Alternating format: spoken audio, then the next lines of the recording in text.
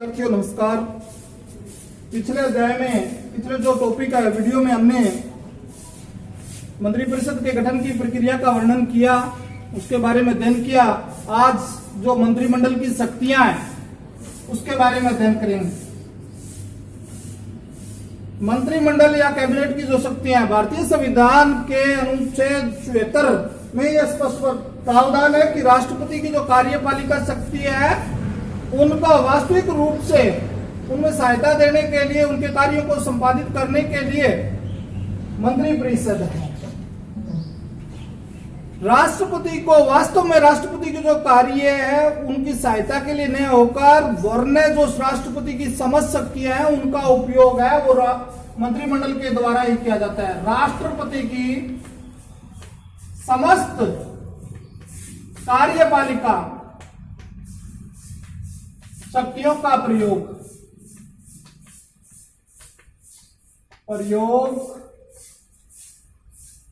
मंत्रिमंडल द्वारा ही किया जाता है, कैबिनेट के द्वारा ही किया जाता है या मंत्रिमंडल एक ही बात है। इसमें किया जाता है, इस कारण क्या है, मंत्रिमंडल को भारतीय शासन व्यवस्था का हृदय कहा जाता है।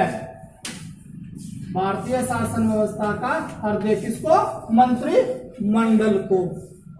अब बातें इसके शक्तियों की बातें, इसके कार्य क्या है, इसके पास पावर क्या है मंत्रिमंडल के पास।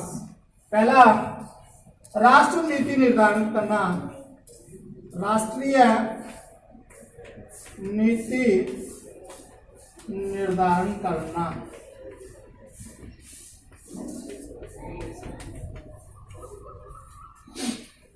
मंत्रिमंडल देश के महत्वपूर्ण कार्य, मंत्रिमंडल का सबसे जो महत्वपूर्ण कार्य है वो राष्ट्र की नीति निर्धारित करने का कार्य है। और मंत्रिमंडल यह निश्चित करता है कि देश के जो आंतरिक भाग का प्रशासन है, देश के आंतरिक भाग का प्रशासन और आंतरिक भाग का प्रशासन और विदेशिक दूसरे देशों के साथ, दूसरे देशों के साथ किस प्रकार के संबंध होने चाहिए, किस प्रकार की नीति होनी चाहिए।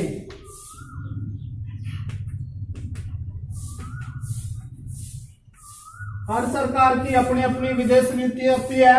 देश के आंतरिक भागों में प्रशासनिक कार्य करने का तरीका हर सरकार का अलग अलग होता है और ये सारा तय करने का जो कार्य होता है वो मंत्रिमंडल का ही होता है।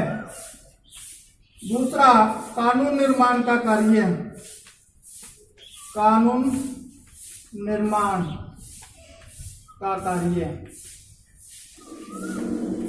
संसद का महत्वपूर्ण कार्य जो है कानून निर्माण का, तो मंत्रिमंडल है वो देश की नीति निर्धारित करने के साथ साथ, नीति निर्धारित के साथ साथ कानून निर्माण का कार्य भी, के साथ साथ कानून निर्माण का कार्य भी करते हैं।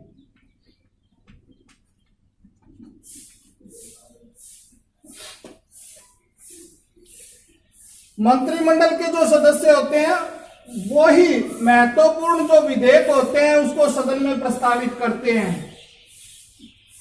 जो विधेयक है, विधेयकों को सदन में प्रस्तावित किया जाता है, प्रस्तावित किया जाता है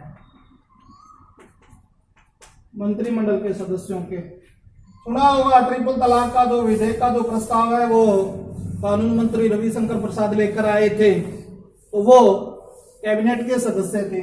कोई भी प्रस्ताव, कोई भी विधेयक हो वो मंत्रिमंडल के ही द्वारा लाया जाता है या कैबिनेट स्तर के जो मंत्री होते हैं वो ही लेके आते हैं।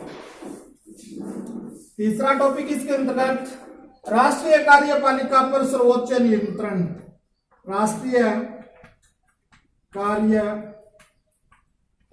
पर सर्वोच्च नियंत्रण।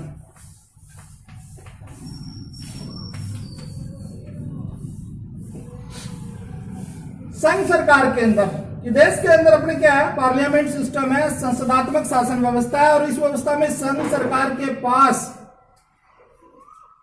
सरकार में राष्ट्रपति के पास समस्त कार्यपालिका शक्तियां होती है।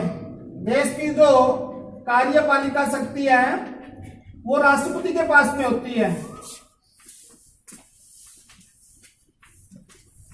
लेकिन व्यवहारिक रूप में अगर हम देखें तो इन शक्तियों का जो प्रयोग है वो मंत्रिमंडल के द्वारा ही किया जाता है।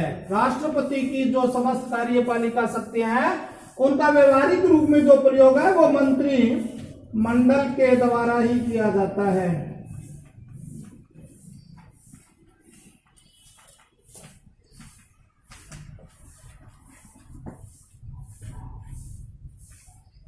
क्योंकि जो मंत्रिमंडल के जो सदस्य होते हैं, जो कैबिनेट के जो सदस्य होते हैं, वो अपने अपने विभागों के अध्यक्ष होते हैं। चौथा बिंदु, वित्तीय कार्य।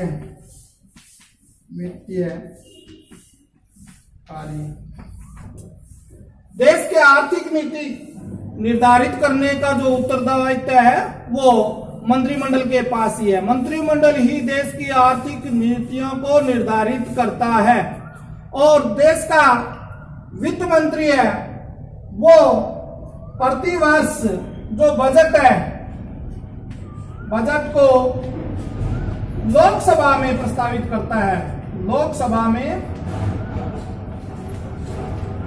प्रस्तावित करता है।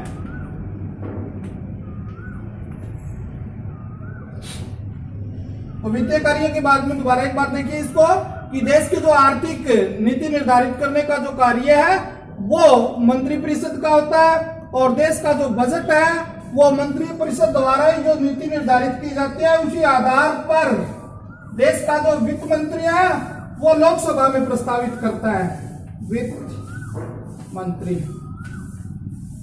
यह हो गया इसका वित्तीय। पांचवा बिंदु, वैदेशिक संबंधों का संचालन।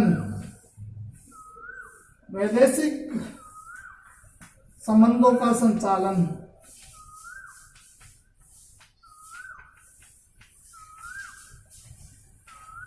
दूसरे देशों के साथ रिलेशन कैसे हो, फॉरेन पॉलिसी, विदेश नीति निर्धारित करने का जो कार्य है वो मंत्रिमंडल के द्वारा ही किया जाता है, और मंत्रिमंडल ही युद्ध और शांति की घोषणाएं करता है। युद्ध व शांति की घोषणाएं मंत्रिमंडल के द्वारा ही की जाती है, और दूसरे देशों के साथ में अपने संबंध कैसे होने चाहिए ये कार्य भी मंत्रिमंडल द्वारा ही किया जाता है।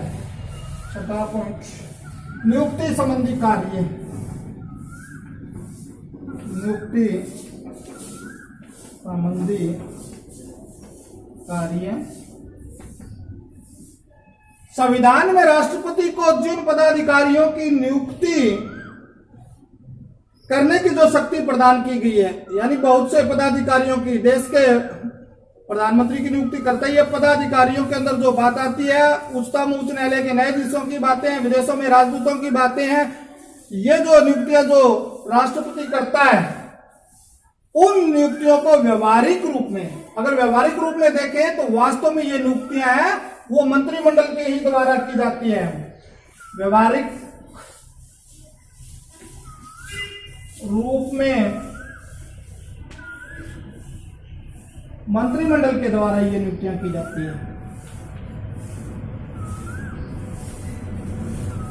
ये पावर्स तो होती है वो राष्ट्रपति की है, पावर्स तो ये राष्ट्रपति की है, शक्ति राष्ट्रपति का है, लेकिन व्यवहारिक रूप में इनका प्रयोग है वो मंत्रिमंडल ही करता है। अब आप ये देख रहे हैं कि इतनी सारी शक्तियां जब मंत्रिमंडल के पास में है तो इनको नियंत्रण कौन करेगा? तो मंत्रिमंडल को नियंत्रित करने की जो शक्ति है, या भारतीय कार्यपालिका की शक्तियों पर जो नियंत्रण का अधिकार जो है वो विपक्ष को है। वो किसको है? विपक्ष को, विपक्षी पार्टी को है। विपक्षी पार्टी इस पर नियंत्रण करती है। वो सदन के अंदर क्या होती है? प्रश्न पूछकर, काम रोको प्रस्ताव लाकर, निंदा प्रस्ताव, कटौती प्रस्ताव, ये लाकर क्या है उसके ऊपर नियंत्रण रखने का पूरा प्रयत्न करती है। तो ये आपकी मंत्रिमंडल की समस्त शक्तियां और आज के बाद में कल से क्या है, आपको दो वीडियो है वो उपलब्ध करवाए जाएंगे, क्योंकि जो बोर्ड के एग्जाम है उनकी जो डेट है वो निर्धारित हो चुकी है। तो जो अभी फिलहाल जो 10th में है उन बच्चों के लिए थोड़ा ज्यादा वर्क होगा, उनको बाद में दोबारा करवा दिया जाएगा। लेकिन जिनको अभी एग्जाम देने हैं वो इस लाभ का जो है वो इस अवसर का पूरा लाभ उठाएं और वीडियो को देखें, सब्सक्राइब करें, क्योंकि ये जो लेसन है बड़ा महत्वपूर्ण लेसन है। धन्यवाद।